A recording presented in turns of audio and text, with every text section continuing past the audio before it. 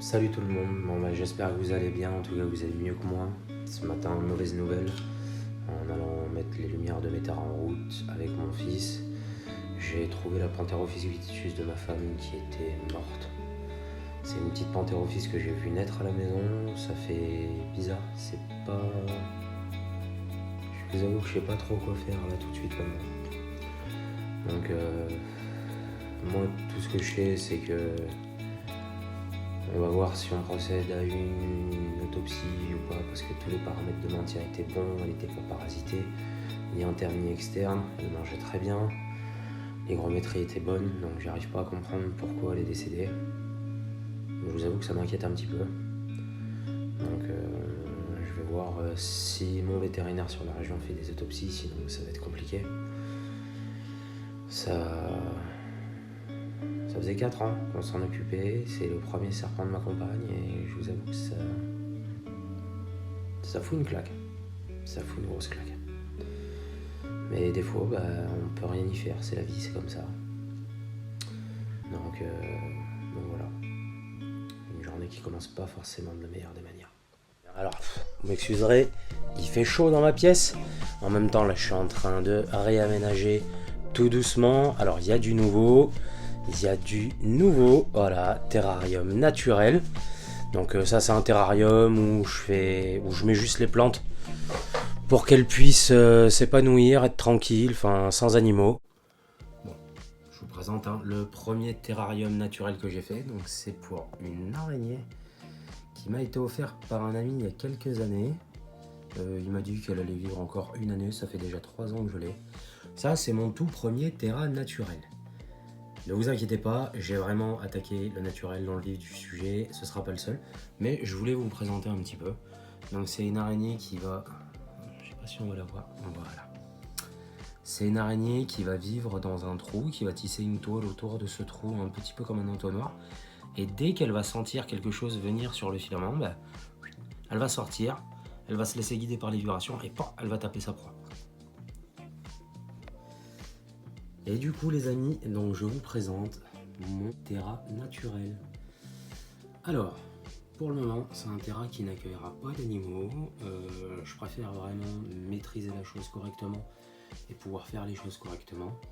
Donc, dans ce terrarium, là, on a un joli philodendron que j'ai acheté à Botanique. En fait, il y avait un lot de plantes à prix réduit. Donc j'en ai profité, je l'ai pris à Botanique.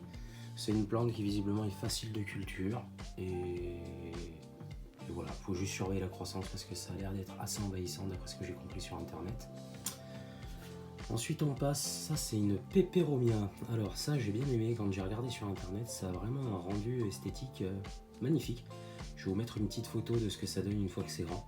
Franchement j'ai kiffé, pareil, ça demande pas énormément d'arrosage, ça demande pas une lumière de ouf. D'ailleurs, merci des conseils que j'ai pu trouver un petit peu sur les groupes et les forums pour le niveau de lumière. Donc ouais non, franchement j'ai accroché avec cette plante, donc j'ai décidé de la prendre.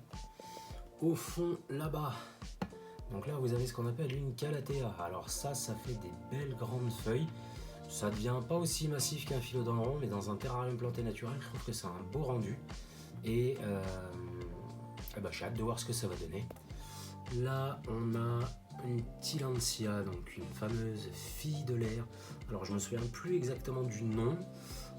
Je l'ai plus en tête. Je vais pas vous mentir, je l'ai plus en tête, mais j'ai vraiment kiffé le rendu. Et j'ai regardé un petit peu ce que ça pouvait donner. C'est vraiment sympathique, ça donne un aspect vraiment naturel. Et là, pareil, on a une autre Tillandsia, donc pareil, bel aspect, je trouve. Alors, les Tillandsia, personnellement, je les ai pas fixés à la colle. Je les ai vraiment calés dans les branches, un peu comme en nature. Pour qu'elles puissent s'enraciner dans les branches. Les seules choses que j'ai fixées à la colle, c'est les petites mousses comme vous voyez là. Voilà, ça c'est des mousses qui viennent de mon jardin. Je trouve que l'aspect général est vraiment pas dégueu. Et ça m'a permis d'inclure tout ce qui est colambole, cloporte, enfin il y en avait déjà dedans. Donc le rendu est vraiment sympa. Pour ce qui est du substrat, du coup c'est un mélange tourbe blonde, terre du jardin et fibre de coco. Donc la terre du jardin, je l'ai ramassée, je l'ai vraiment décompactée à mort pour éviter que ça me fasse des gros tas. Voilà. Et j'ai mélangé de la tourbe blonde et de la fibre de coco. Dedans, j'ai mis des feuilles de chêne, il y a des feuilles de hêtre, enfin des feuilles que j'ai ramassées en forêt. Alors, moi personnellement, je désinfecte rien. En France, il n'y a aucun parasite ni aucune bactérie, on va dire, qui pourrait faire du mal dans la nature à nos reptiles exotiques. Le seul truc que je fais, c'est que je ramasse pas ce que je trouve dans la nature à proximité des routes ou des champs. Je pars vraiment en forêt ou alors dans mon jardin, puisque j'habite loin des champs et loin de la route. Et puis ça permet d'avoir de belles branches, de belles mousses et de faire quelque chose d'assez sympa. Voilà les amis, c'est mon premier terrarium naturel. J'ai une coupe de cheveux. Alors oui, si vous posez la question, vous voyez que j'ai chaud là, c'est parce que dans ma pièce, il fait aux alentours de 25-26, juste avec les bacs qui tournent. J'ai pas besoin de mettre le chauffage de l'année, hein, honnêtement, ça chauffe assez et ça... je pense même que je vais faire un petit conduit d'aération pour l'étage du dessus parce que il fait vraiment chaud. Mais voilà les amis, j'espère que cette petite vidéo vous aura plu, que vous aurez pu voir et apprécier le premier bac. Il y en a qui m'avaient demandé à voir un petit peu mes terras, ben voilà, c'est chose faite. Les autres, ça va suivre, vous allez voir l'évolution de la pièce au fur et à mesure. Il y en a qui vont être un petit peu plus coton que le reste, parce que je vais pas vous mentir. Pour celle qui est juste en haut à côté, là, je sais pas trop comment je vais faire, mais je vais trouver une solution. Et puis voilà, et ben je vous dis à la prochaine, passez une bonne soirée, à plus, ciao ciao.